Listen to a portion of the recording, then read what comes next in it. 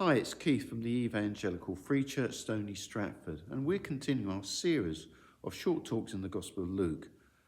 And today we're looking at Luke chapter 17, verses 11 to 19. Jesus is on his way up to Jerusalem, but on the way he has an unusual meeting. When I was growing up, the world is very different to how it is today. We could never imagine anything like having mobile phones or half the things that are at our fingertips today. It strikes me that now we have very high expectations for our well-being in this day and age. Well, the people that Jesus meets didn't. He meets these 10 men who are suffering from leprosy. And in those days, it was seen as incurable.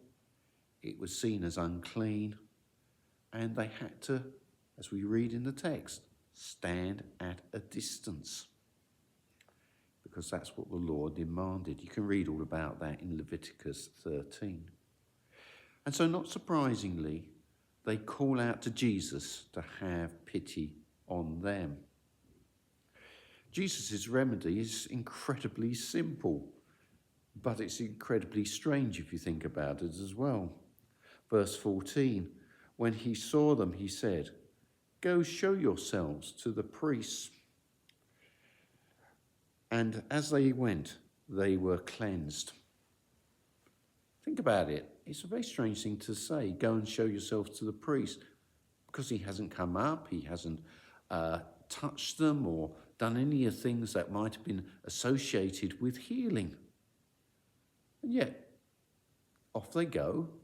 And suddenly, at some point, they realise that they've been healed. Well, what happens then?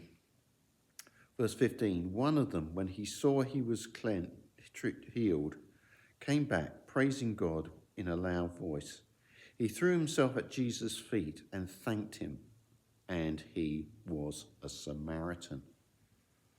Now, there's a real surprise there. We actually noted that when Jesus is heading up to Jerusalem, he's navigating the border between Samaria and Galilee.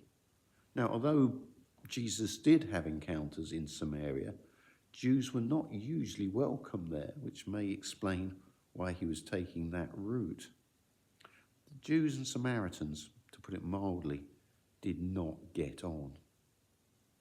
But this man recognizes that through Jesus, a great thing has happened.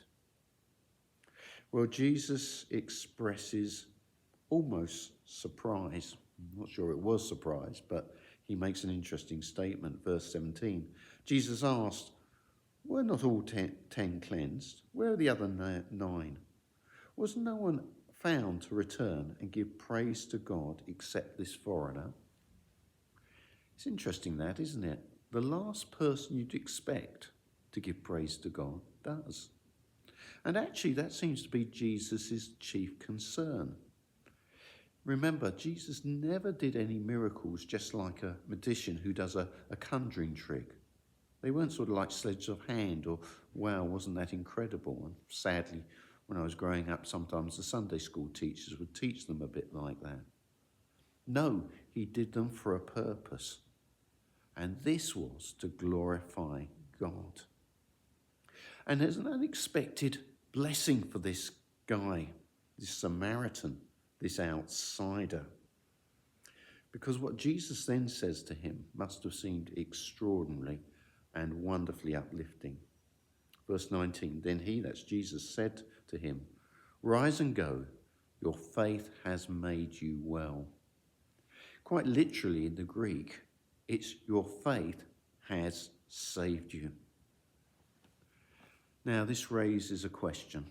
How often do we experience God's goodness, and yet we never give him any praise or thanks at all? I realise I can do that as a Christian. I've been a Christian for some years now. And yet I can be so blasé. I mean, isn't it God's job to look after me? No, not really. But he chooses to. Even in the trials of this world, There are good things that can happen. There's what's called common grace. God's goodness shown not just to believers, but to unbelievers as well. Well, we should be thankful. I quoted this recently, but I'll quote it again. And it's from Paul's letter to the Ephesian church. He says this in Ephesians 2 and verse 8, "For it is by grace you have been saved through faith, and this is not of yourselves, it is a gift of God."